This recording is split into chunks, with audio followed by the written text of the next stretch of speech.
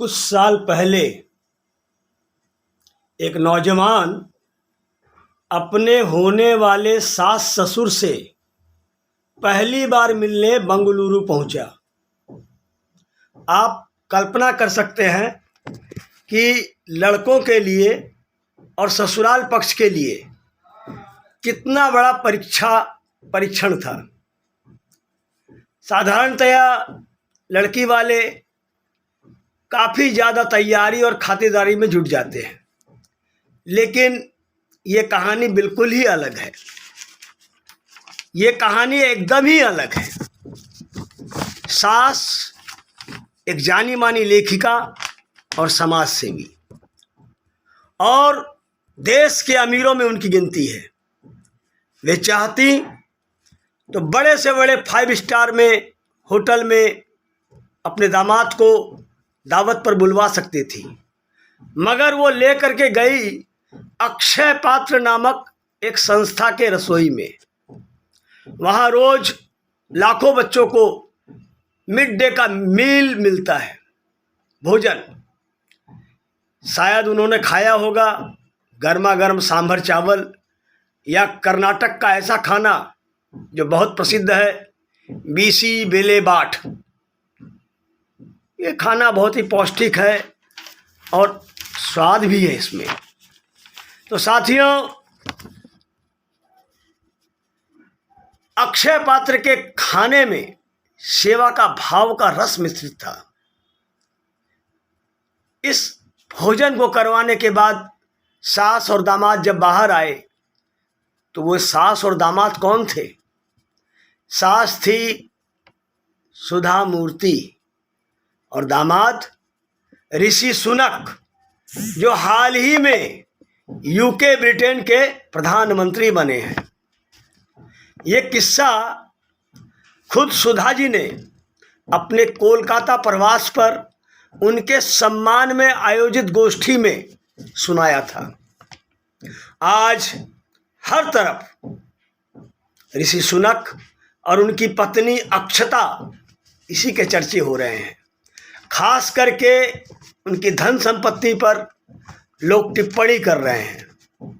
मेरा मानना है कि धनी होना कोई बुरी बात नहीं है।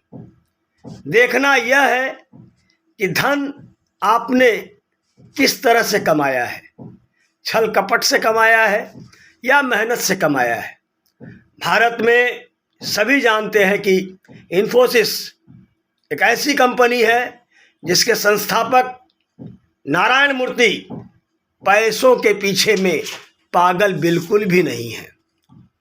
आमतौर पर पूंजीवादी सिर्फ अपनी पूंजी बढ़ाने का उद्देश्य रखते हैं, लेकिन इन्फोसिस ने एक नया रास्ता दिखाया। आज से 25 साल पहले नारायण मूर्ति ने कहा था कि इन्फोसिस 2000 के पहले 2000 मिलियनेयर बनाएगा। उन्होंने सिर्फ इंजीनियर ही नहीं, क्लास सी डी और ई के कर्मचारियों को भी कंपनी के शेयर दे दिए। 1999 में इन्फोसिस न्यूयॉर्क के NASDQ में एक्सचेंज पर जब लिस्ट हुई तो सचमुच वहाँ काम करने वाले ड्राइवर, प्यून और प्लम्बर भी धनवान हो गए।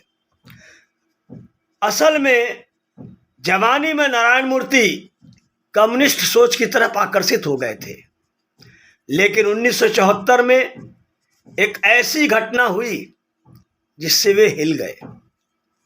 उस वक्त वो यूरोप में सीमित बजट में यात्रा कर रहे थे। शहर घूमकर नारायण मूर्ति रेलवे स्टेशन की बेंच पर बिस्तर बिछाकर सो जाते थे। पुलिस भी मुस्कुराकर अनदेखा कर देती थी, कोई रोक टोक नहीं। नारायण मूर्ति जा रहे थे यूरोप की यात्रा पर, और उस वक्त यूरोप 2 हिस्सों में बटा हुआ था। एक तरफ वेस्टर्न यूरोप था जो पूरी तरह से स्वतंत्र था, और दूसरी तरफ कम्युनिस्ट यूरोप था जो रूस के साथ जुड़ा हुआ था। कम्युनिस्ट यूरोप में यूगोस्लाविया नामक एक देश था। वहाँ से नारायण मूर्ति ने बुल्गारिया के लिए ट्रेन पकड़ी। कंपार्टमेंट में एक लड़की के साथ वे फ्रेंच में कुछ बातें करने की कोशिश कर रहे थे। शायद उनके साथ जो लड़का था उसे ये पसंद नहीं आया। उसने पुलिस से अपनी भाषा में कुछ कहा और पुलिस ने नारायण मूर्ति को ज़बरदस्ती ट्रेन से उठवाया और एक 8x8 के कमरे में पटक दिया। 5 दिनों तक ठंडे फर्श पर नारायण मूर्ति बिना खाना बिना पानी रहे। लगा शायद अब अंतिम समय है। 120 घंटे के बाद दरवाज़ा खुला। मालगाड़ी में चढ़ाकर पुलिस ने कहा इस्तांबुल में पासपोर्ट मिलेगा। कम्युनिज्म का नशा नारायण मूर्ति के दिमाग से उतर गया। उन्होंने अपनाया कंपनसेट कैपिटलिज्म यानी कि परोपकारी पूंजीवाद।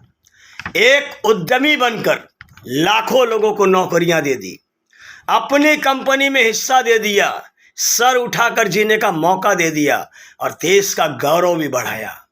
आज इसी नारायण मूर्ति के दामाद हैं ऋषि सुनक। साथियों, अगर इस नज़र से हम धन को देखें तो धन कमाने में कोई शर्म नहीं है। बड़ा दिल रखिए, आप विशाल कंपनी के मालिक नहीं हैं, फिर भी अपने दुकान में, ऑफिस में या घर में काम करने वाले कर्मचारियों के प्रति आप उदार हो जाइए। 500 रुपया आपके लिए एक पिज़्ज़ा के बराबर है। उनके लिए, उनके बच्चों के लिए 1 महीने का स्कूल का फीस है। दिवाली पर आपने खूब मिठाई बांटी।